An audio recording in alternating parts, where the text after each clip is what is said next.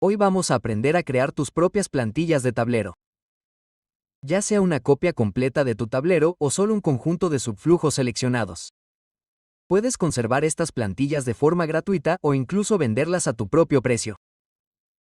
En este tutorial, cubriremos los dos tipos de plantillas y cuándo usar cada una de ellas. Un proceso completo paso a paso para crear una plantilla y también hay algunos ajustes clave antes y después de publicar la plantilla. Bien, vamos a sumergirnos. Para crear plantillas, desplázate en la barra lateral izquierda, navega hasta Mi contenido, Mis dos plantillas y aquí tenemos una opción para crear una nueva plantilla. Pulsa el botón y aquí tenemos un proceso para crear una nueva plantilla. En el primer paso tenemos que seleccionar el tablero de origen. Desde aquí vamos a seleccionar el contenido. Bien. Después de seleccionar el tablero de origen, tenemos que seleccionar el contenido. Y en el contenido tenemos dos opciones. La primera opción es una plantilla de tablero. Esto crea una copia completa de tu tablero. Cuando se instala, puede crear un barco nuevo en el lado del usuario y anulará el barco existente, incluidos los subflujos, los campos de usuario personalizados, ambos campos. Las etiquetas significan que todo el resto del contenido que esté dentro del barco anterior se reemplazará con el nuevo contenido que vamos a instalar. Y la segunda opción es la plantilla de flujo. Por lo tanto, solo toma subflujos específicos que vamos a seleccionar y que se pueden instalar simplemente en el tablero existente sin realizar ninguna anulación para el tablero existente. Una vez que tenga que elegir el tipo de contenido, ya sea la plantilla de tablero o la plantilla de subflujo, en el siguiente paso tenemos que revisar el contenido.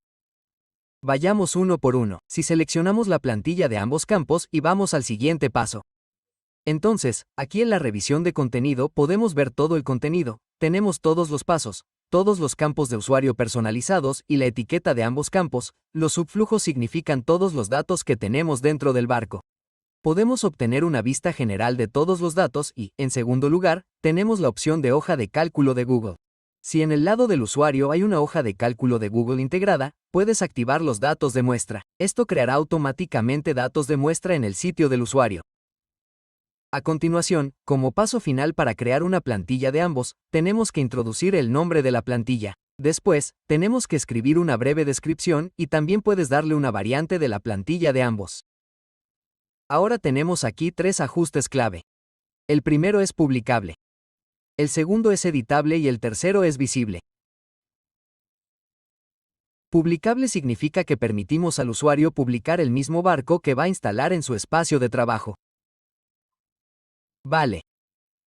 Si lo desactivamos, no podrán crear una nueva plantilla a partir del contenido que han instalado desde nuestro sitio.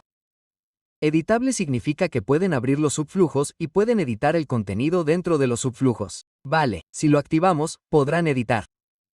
Si lo desactivamos, no podrán editar el contenido del subflujo. Y el tercero es visible. Si lo desactivamos, el usuario ni siquiera podrá abrir los subflujos que se instalarán en su tablero. Vale, iremos a una demostración uno por uno. Vamos a volver atrás y si seleccionamos la plantilla de subflujo, digamos que tenemos que seleccionar los subflujos que necesitamos instalar en el lado del usuario. Digamos que seleccionamos este subflujo, también puede seleccionar palabras clave, puede seleccionar activadores, puede seleccionar widgets de webhooks entrantes, lo que quieras que vayas a incluir con la plantilla de subflujo. En el siguiente paso tienes la opción de revisar el contenido. Así que con la revisión del contenido puedes ver qué pasos están incluidos en ese subflujo. Si hay alguna conexión de Google Sheets, si hay algún agente de IA, si hay alguna función de IA, todo el contenido que está incluido en ese subflujo, también puedes revisarlo aquí. Puedes ver una descripción general y luego podemos ir y seleccionar el contenido. Vale, asignale un nombre. Digamos que podemos darle un nombre de plantilla de demostración. Déjalo como está, una descripción corta y asignale una variante, digamos 1.0. Tienes una opción. Puedes darle una imagen de portada. Si no hay ninguna, no habrá ningún problema. Aquí hay una cosa más, que es la actualización automática. La actualización de arte significa que cuando vamos a instalar esta plantilla en el lado del usuario, y esto está activado, significa que cuando vamos a cambiar la plantilla maestra, eso se aplica automáticamente en el sitio del usuario donde está instalada esta plantilla.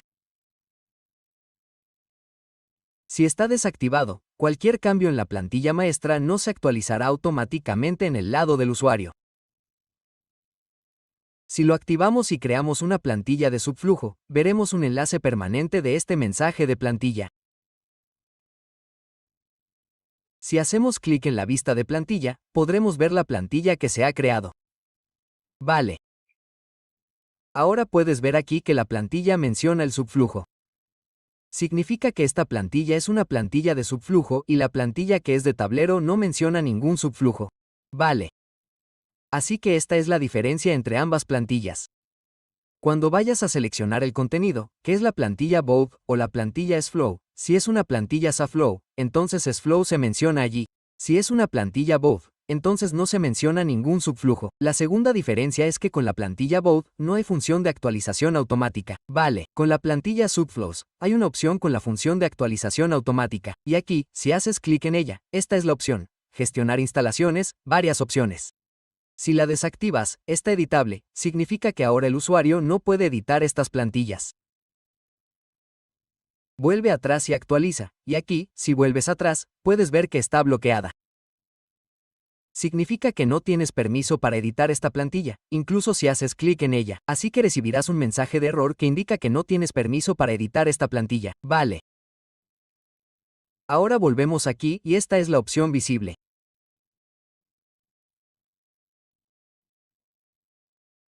Vale, si lo desactivamos y volvemos aquí y actualizamos, aquí puedes ver ahora si hacemos clic en él, veremos un mensaje que indica que esta plantilla está protegida contra visualización.